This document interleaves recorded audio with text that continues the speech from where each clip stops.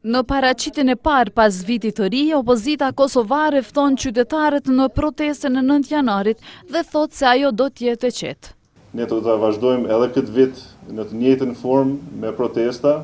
Protesta ardhshme është me 9 janar dhe kjo protestë të i kalon çfarë do interesi të cilit do subjekt politik në Kosovë.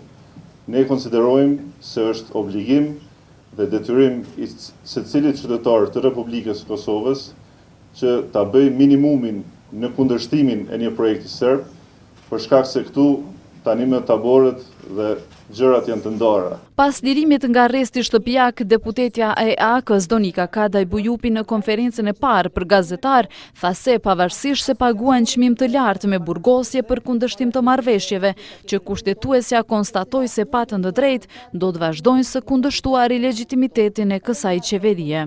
Pavarësisht deklaratave të pushtetarëve shkelës të kushtetutës dhe kokëforësisë të tyre për të vazhduar implementimin e këtyre dy marrëveshjeve duke i kontrabanduar të njëjtat, ne do të rezistojmë dhe nuk do të ndalemi deri në arritjen e kërkesave tona. Prandaj me 9 janar jemi të bashkuar, jo vetëm opozita, po i thrasim të gjithë qytetarët e Republikës së Kosovës, pavarësisht votues të cilave subjekte politike janë, që të dalin.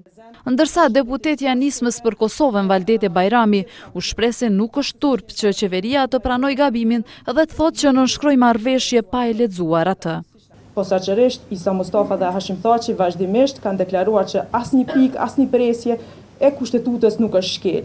Dhe vendimi i gjykatës kushtetuese e dëshmoi që thoya se të gjitha parimet e marrëveshjes janë në kundërshtim me gjykatën kushtetuese. Jemi në fillim vit dhe me një qeveri të papërgjegjshme në krye me Isa Mustafën, është duke thënë që nuk ka shkel kushtetutën dhe do ta respektoj vendimin e gjykatës kushtetuese. Besoj që në çdo vend normal, një qeveri dhe një njeri i ndërgjegjshëm sot do të jepte ndërheqje qysh më herët. U tha se protesta e opozitës e 9 janarit do të nisë tek biblioteka kombëtare në orën 14.